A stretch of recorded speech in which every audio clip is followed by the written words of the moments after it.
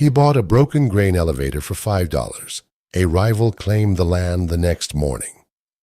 Reid Hartley had walked into Barrow Junction with $11 in his boot and no particular plan beyond finding a day's work, and he left the county courthouse steps 3 hours later the owner of a grain elevator. For the price of a $5 bill, he'd been saving for exactly the kind of emergency he no longer had $11 margin to survive without. He was 20 years old, 4 months off a construction crew that had let him go when the project ran out of funding before it ran out of work, and he had been moving through the grain country of the county ever since, taking whatever short-term labor he could find. The layoff had come without warning on a Friday afternoon. The whole crew paid out through the end of the week, and told plainly there was no more money in the budget to keep any of them on, and Reid had spent the 4 months since relearning, town by town, exactly how far $11 didn't stretch when there was no fixed address to receive a callback at, and no reference less than a season old to offer a new employer. He'd only stopped at the courthouse steps that morning because a hand-lettered notice tacked to the board outside announced a county tax auction, and Reid had learned over 4 months on the road that a tax auction was always worth a look, if only for the education of seeing what other people's ruins sold for. The auction room held maybe a dozen people, most of them county regulars who bid on tax parcels the way other people played a slow, unhurried card game, and the clerk read through the list in a flat, practiced voice that gave no more weight to a foreclosed farmhouse than to a strip of unused roadside easement. Most of the auction went for sums Reid couldn't have touched: a stripped-out farmhouse, 40 acres of scrub, a collapsed barn. Near the bottom of the list, almost an afterthought, sat a single line item: Colton Grain Company elevator and adjoining lot, tax default, minimum bid, $5. The county clerk read it aloud to a mostly empty room, got no response for a long moment, and Reid, almost before he'd decided to, raised his hand. Nobody else bid. The gavel came down on a joke of a sum, and Reid walked out of the courthouse with a deed in his pocket, and the peculiar sensation of having acquired something without any clear sense yet of what it actually was. The elevator itself stood at the edge of town along the old rail spur, a tall wooden-cribbed structure rising 4 stories above a rusted steel leg and conveyor system, its loading dock sagging on one side, a faded sign reading Colton Grain Co., EST, 1947 still legible above the main door. Weeds had grown up thick around the rail spur's rusted tracks, and the loading dock's timber had silvered with decades of weather. But the main cribbed structure itself, built from stacked 2x4s the old way rather than the steel bins that had since become standard, stood without any visible lean or sag, the particular stubbornness of a building type that had gone out of fashion mostly because it was labor-intensive to build, rather than because it failed to last. Reid walked the half-mile out to see it that same afternoon, and stood at its base a long while before he climbed the exterior ladder to the head house at the top.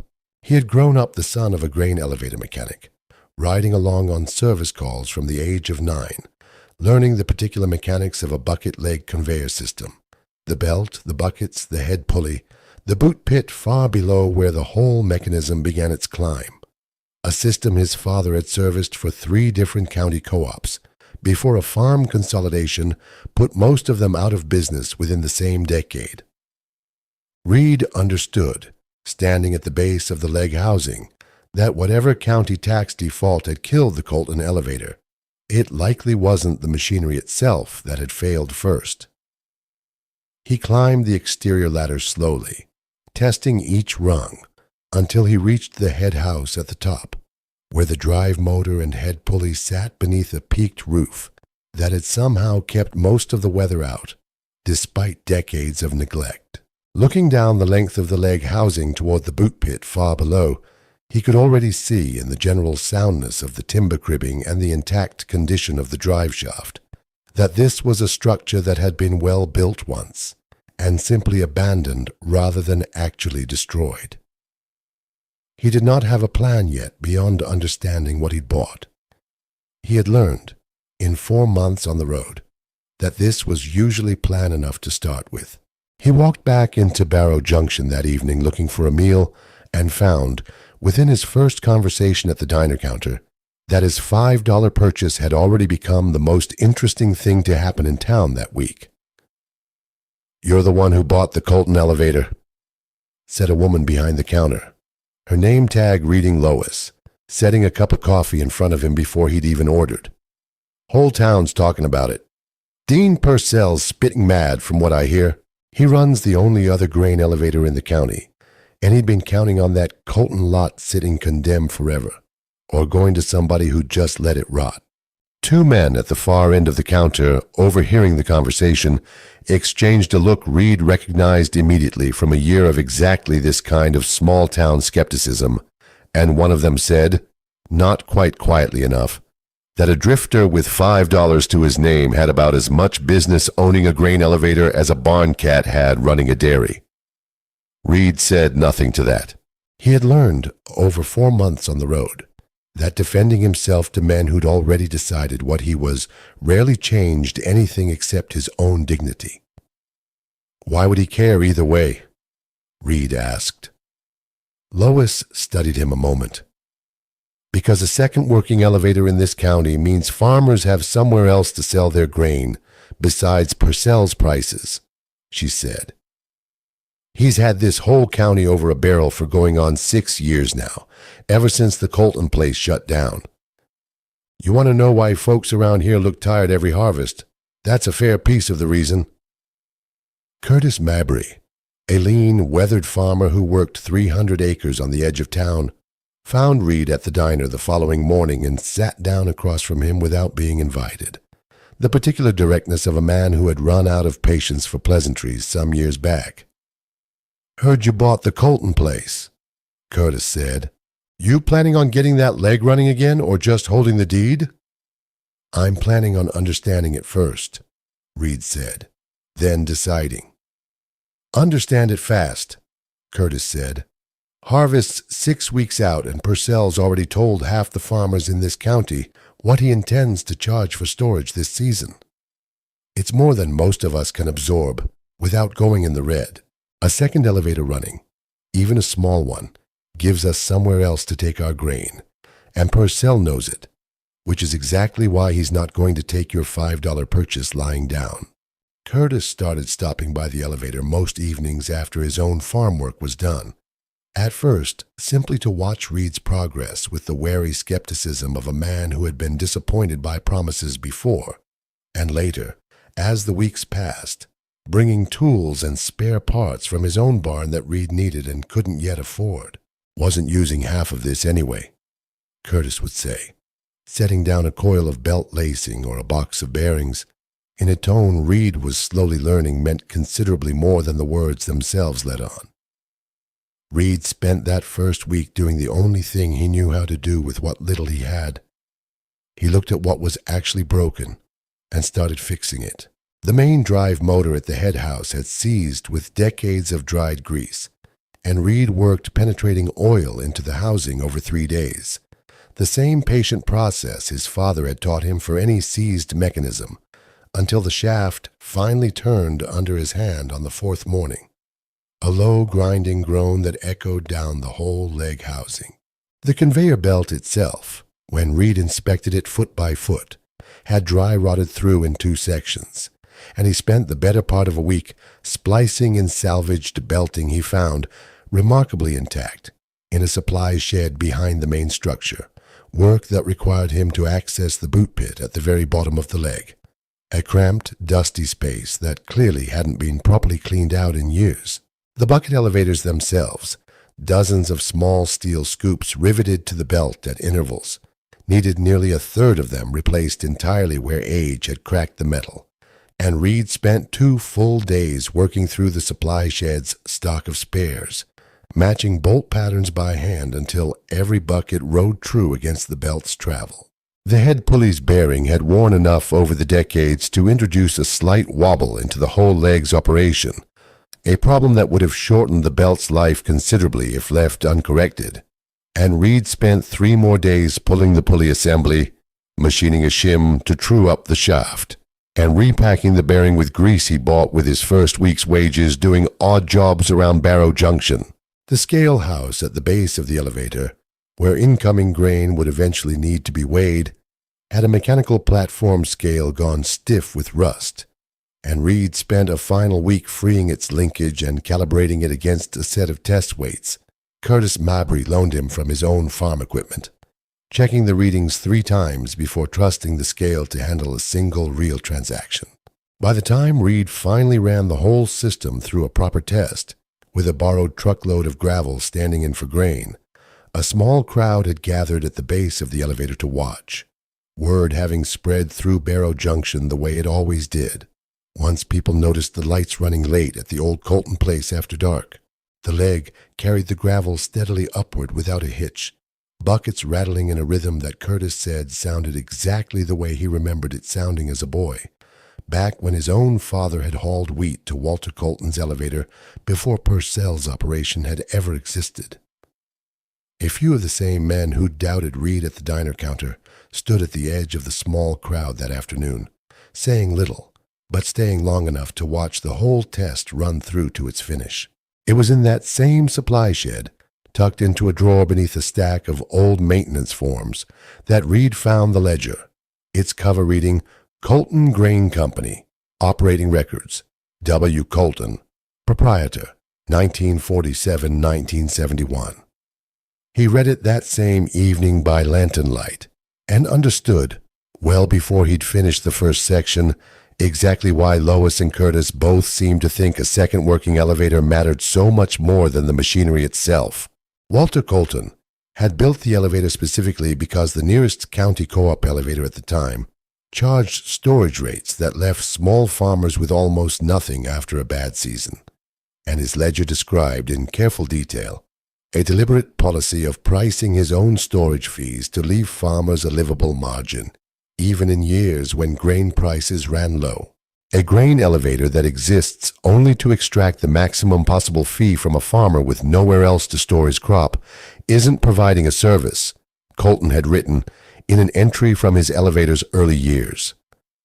It's holding a harvest hostage.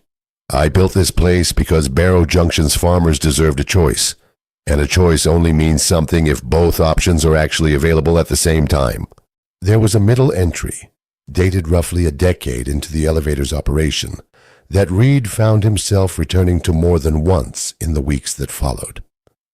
A rival storage operator came through town this week trying to convince the council that a single large modern facility would serve this county better than 2 smaller competing ones. Told him plainly that efficiency measured only in bushels per hour misses the actual point of the thing. A farmer doesn't need the fastest possible elevator. He needs one that won't take advantage of him the 1 year in 5 when his crop comes in thin and he has no leverage left to negotiate with. Reid understood, reading it, that Dean Purcell's argument was not, in fact, a new one. Somebody had tried to make nearly the same case to Walter Colton himself, decades before Purcell had ever built his own competing facility. There was a later entry, dated near the elevator's closure, that Reid read a second time before setting the ledger aside for the night. Consolidations taken most of the smaller farms in this county, and the co-op that once kept storage rates honest, folded along with them. I am an old man now with no one to hand this place to, and I fear what happens to storage prices in this county the day mine closes for good. I hope whoever comes after me, if anyone ever does, understands that this elevator was never just a building. It was the only thing standing between this county's farmers and whoever controlled the only grain storage left standing. Reid closed the ledger and sat with it a long while, understanding that he was holding in his own 2 hands precisely the argument that explained why a man named Dean Purcell had, according to Lois, been counting on the Colton elevator staying dead forever. He thought about his own father's career. 3 co-ops, swallowed one after another by consolidation, until there was no honest storage competition left in that county either, and understood that Walter Colton had been trying, in his own small way, to hold off exactly the kind of squeeze that had eventually cost Reid's father his livelihood too. It was not, Reid thought, a coincidence that a $5 purchase had led him to a philosophy his own family had lived and lost by. It felt, if anything, like the closest thing to an inheritance he'd ever actually been handed. Dean Purcell arrived at the elevator himself on a gray Thursday morning, 6 days after the auction, stepping out of a new pickup truck with a folder of papers under one arm. "Name's Dean Purcell," the man said. "I run Purcell Grain and Feed, the only licensed grain storage operation currently active in this county. I understand you picked up the old Colton place at auction for $5. "I did," Reid said. "I've got the deed and the county's own auction record to prove it." Purcell's expression carried the particular smoothness of a man who had prepared for this exact conversation in advance. "That auction had a defect," he said. "I submitted a mail bid of $200 on that parcel 3 days before the sale, properly postmarked and addressed to the county clerk. It never made it into the auction record. I've already filed a formal challenge to have the sale voided on those grounds." "That's the first I'm hearing of any mail bid," Reid said. "I wouldn't expect the clerk's office to have advertised their own mistake," Purcell said. "But a $200 bid properly submitted before the auction ought to outweigh a $5 bid made in the room, once the county sorts out its own paperwork error. I'd suggest you not invest too much further effort into a structure you may not end up owning." "I'd like to see that mail bid," Reid said. "You'll see it when the county reviews my challenge," Purcell said. "You had 6 years to buy this place before I ever set foot in this county," Reid said. "You never did. I think if $200 was really sitting in an envelope addressed to the clerk, you'd have made a great deal more noise about it before now instead of waiting until after somebody else already owned the deed." Purcell's expression tightened just briefly before smoothing back into its practiced calm.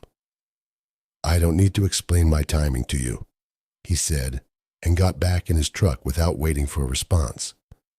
Word reached Curtis Mabry by that same evening, and he came out to the elevator with an expression that had lost none of the bluntness Reid had come to expect from him.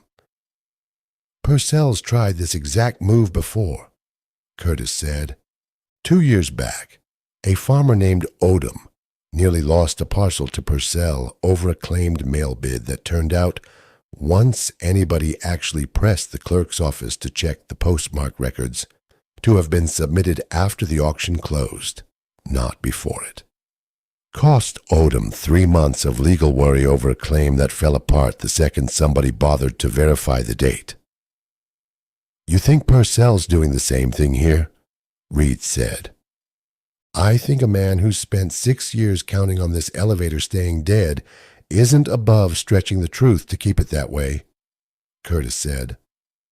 "I intend to help you get that postmark checked properly, and I expect I won't be the only farmer in this county willing to stand up about it if it comes to a hearing." Curtis was as good as his word over the following days, driving Reid to the county seat himself to formally request the Postal Service's meter records, and spreading word among the farmers he knew well enough to trust that the Colton elevator's fate was worth showing up for. "Odom would have lost his land outright if 3 of us hadn't gone down to that hearing with him," Curtis said on the drive back from the county seat. "Purcell counts on people being too tired or too busy to fight a claim through properly. He's usually right about that. I don't intend to let him be right about it twice." The county clerk's hearing on Purcell's challenge fell 11 days later, and the meeting room filled with more of Barrow Junction's farmers than Reid expected. Several of them Reid gathered from the conversations around him, having their own history with Purcell's pricing over the years. A woman near the front, introduced as one of the county's larger wheat growers, spoke before the clerk had even called the room to order. "I've watched Mr. Purcell's storage rates climb every year since the Colton place closed," she said. Funny how competition seemed to keep those same rates reasonable for the 15 years before that. I don't have an opinion on the legal details of this mail bid business, but I'd like this hearing to remember that a great deal more than $5 is riding on whichever way it comes out. Purcell presented his claimed mail bid with practiced confidence. An envelope bearing a postmark he insisted predated the auction by 3 full days. It was the clerk herself, examining the postmark under a magnifying glass at Curtis's insistence, who finally spoke.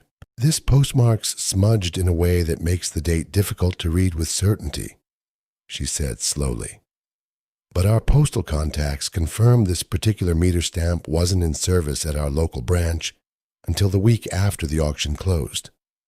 I'm not able to accept this as evidence of a bid submitted before the sale." Purcell's composure faltered for the first time since Reid had met him.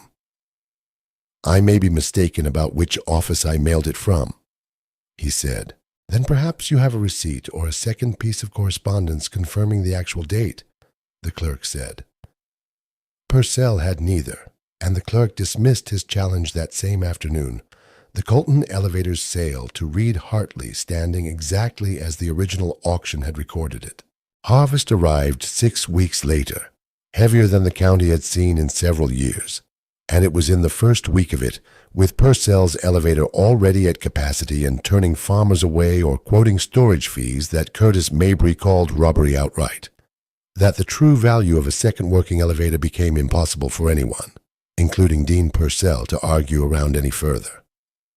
Reid ran the restored leg nearly around the clock that first harvest week, farmers queuing wagons and trucks along the old rail spur in numbers the Colton elevator hadn't seen in over 2 decades, dust and chaff hanging thick in the air as truck after truck dumped its load into the pit and the leg carried it steadily upward into the bins above.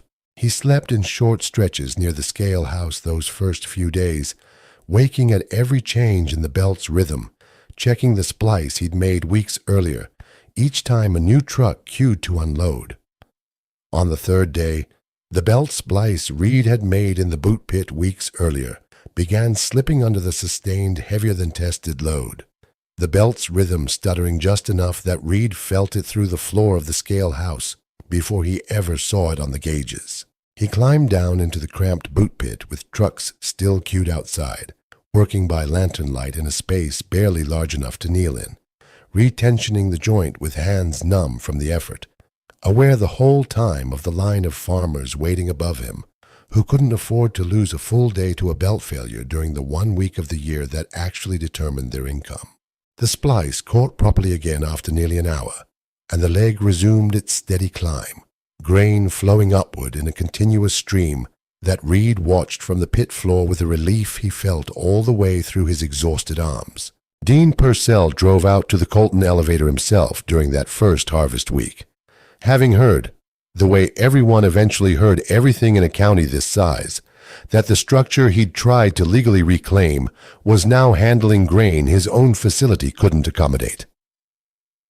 "You're taking business that used to be mine," Purcell said, watching the line of trucks still waiting their turn at the scale. "I'm taking business you were charging farmers more than they could afford to lose," Reid said. "Walter Colton built this place because he thought a farmer deserved somewhere else to turn when one elevator's price got too steep. I don't think that's taking anything from you that was ever rightfully yours to begin with. 6 years I ran this county's only working elevator," Purcell said, something almost plaintive underneath the hardness of his voice. 6 years of keeping the lights on, maintaining equipment, employing men through winters when there wasn't a bushel of grain coming through the doors. You show up with $5 and no history in this county at all, and suddenly I'm the villain of the story. "Nobody's calling you a villain for running a business," Reid said. "I'm calling you something else for trying to have my deed thrown out on a mail bid that never existed, rather than simply competing on price like Walter Colton always meant for elevators in this county to do." Purcell didn't have an answer for that. He looked at the line of trucks a long while, saying nothing further, and Reid understood, watching him, that whatever came next for Purcell Grain and Feed, a harvest season with a genuine competitor, had just made his pricing considerably harder to defend to anyone paying attention. By the end of that harvest season, Purcell's own storage rates had come down noticeably, a shift Curtis Mabry attributed entirely, and not quietly, to the fact that Barrow Junction's farmers finally had somewhere else to take their business if they didn't like his numbers. Purcell himself never came by the Colton elevator again that season, though Lois mentioned, some weeks after harvest wrapped, that he'd quietly dropped his rates a second time, once word got around that several farmers who'd stuck with him out of habit were nonetheless comparing his numbers against Reid's every year going forward, whether they ever actually switched or not. Reid wrote to his father that autumn, describing the restored leg in more mechanical detail than the man probably needed, but would certainly enjoy anyway. 3 service calls worth of memories finally given somewhere real to land. His father's reply came a few weeks later, characteristically brief. Told you those old crib timber elevators built right could outlast anything a modern steel bin ever manages. Proud of you for seeing it through instead of just towing the scrap value home. Your grandfather would have said the same if he were still around to see it. Reid stayed on at the Colton elevator, kept Walter Colton's ledger in the same drawer where he'd found it, and added a second ledger of his own beside it. On its first page, he wrote the only sentence that felt honest enough to begin with.